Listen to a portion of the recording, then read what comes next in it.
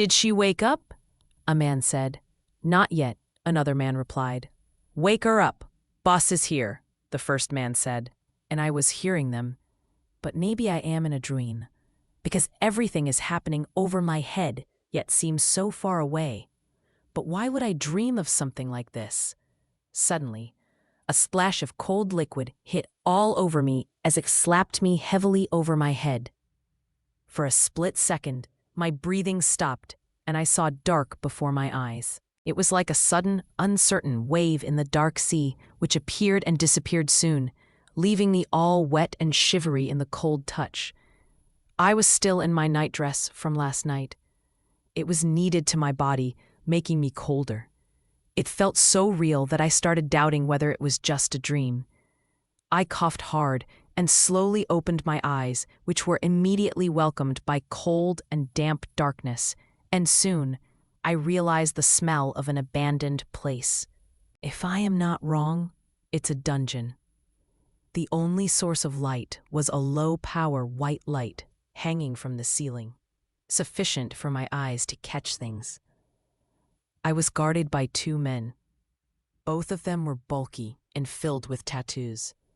One has dark brown hair with pale skin and a rigid expression, and the other one seems more of a gentleman with his dusty white hair neatly combed.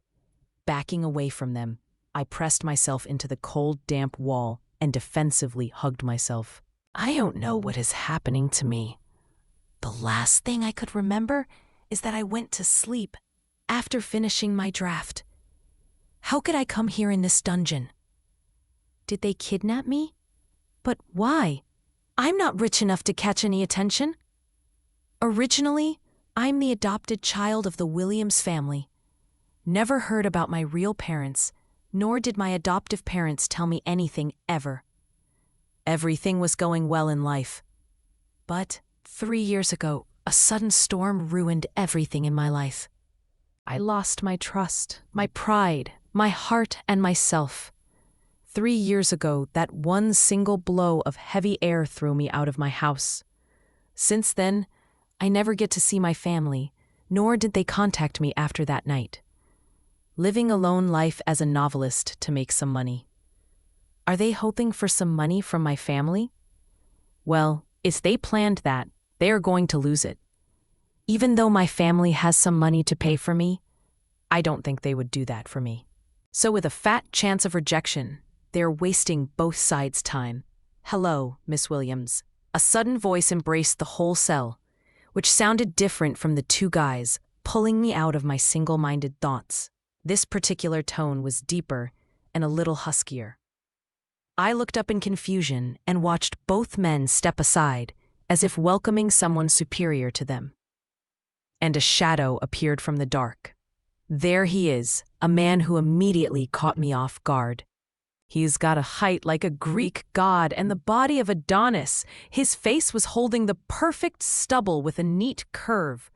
The lips were smooth, and the arch it had was natural, as if plastered in curiosity. Strong, sharp, square jaw, which was clenched at the moment with a visible cut.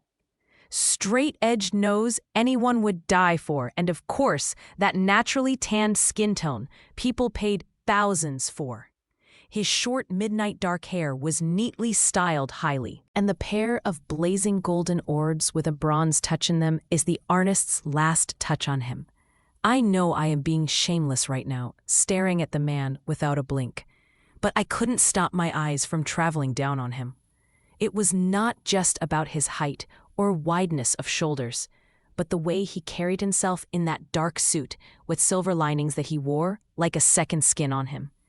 As much as he was devilishly gorgeous, the word evil didn't leave his appearance. My heart was not only in a race by his grandiose presence, but the dark and intimidating aura he was letting out with a hint of familiarity. I swear on my God, as much as I am intimidated by him, I felt that I have seen him before. Yet searching every corner of my memory, I returned with nothing. Who are you? I let out a whimper, and my own voice sounded funny to me. Noticing the shiny dark thing he pointed out at me, my eyes went wide in terror. I sometimes could be stupid, but not too much to not recognize the gun in his hand. What is happening to me? What are you? My tone shook hard, watching the pointed pistol in front of me. One trigger, and I am done for this lifetime. What do you want? I finally let out more words, overcoming the nervousness building in my heart. He didn't give any answer, but watched me with those soul-piercing eyes. His brow arched slightly, making him look eviler in some way, but the gorgeousness never faded. It felt like a wolf calculating his prey before jumping on the rabbit. And before you ask, I am the rabbit here, and I have nowhere to run. Where is my baby? He asked all of a sudden. As much as I would like to concentrate on his deep voice, I couldn't when his words formed. What?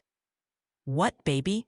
I asked, confused and stunned surely. His brow arched more visibly, and he stepped forward, making me flinch. He squatted down before me, without removing his sharp eyes from me, and as his next words dropped at my ears, I only felt my world turning upside down. The baby you have taken from me 3 years ago, he said. Do not lie to me, woman. I know you have had my baby 3 years ago. His words hit my head like an accusation. I mean, what is this man? And what is he saying? I wanted to ask so many questions, but my almost frozen mind could not utter a single word and only stared at him with eyes widened. His fiery golden eyes were doing the most of it. Something was appalling in him. I don't know what you are saying. I somehow muttered little words.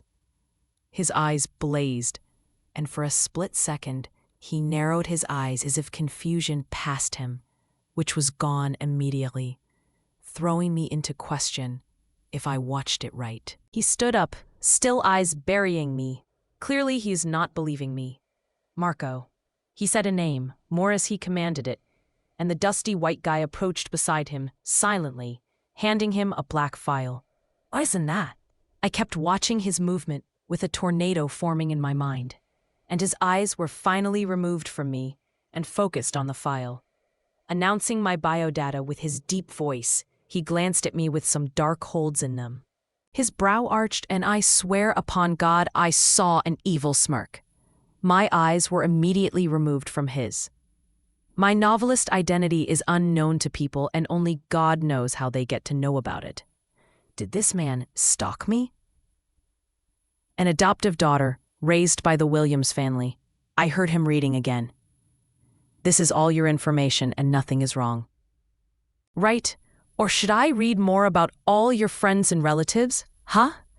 He raised the file before my eyes, and I nodded unconsciously under his powerful aura. Then the information of you having my seed is also true. He pointed the gun again at me, keeping his finger on the trigger this time. Don't play with my patience, woman. Where is the baby? His movements were very impatient, and I am scared of this type. What if he pulls the trigger accidentally and I am done for? I stood up with my trembling legs.